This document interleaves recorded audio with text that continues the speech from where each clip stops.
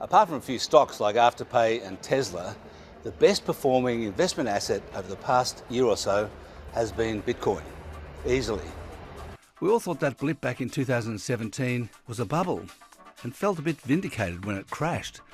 But as Crocodile Dundee would say, that's not a bubble, this is a bubble.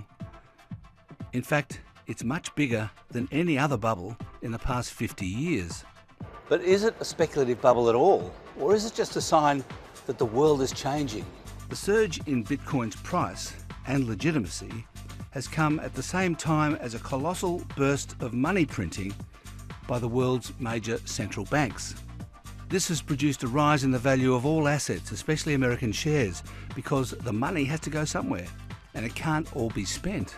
Now, I don't know what's going to happen to the price of Bitcoin or the other cryptocurrencies, but I do know that we're at the beginnings of a global financial revolution, partly sparked by all the money printing and arguably debasement of the existing monetary system in order to maintain economic growth.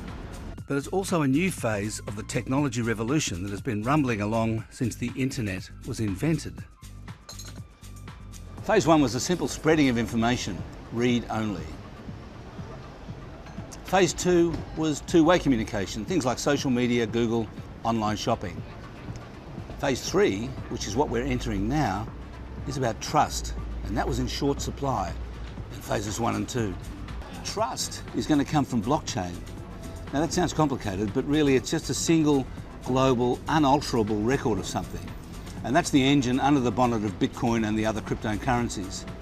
The third phase of the internet has only just started, and it's going to be bigger and create more value than the first two did. Trust me.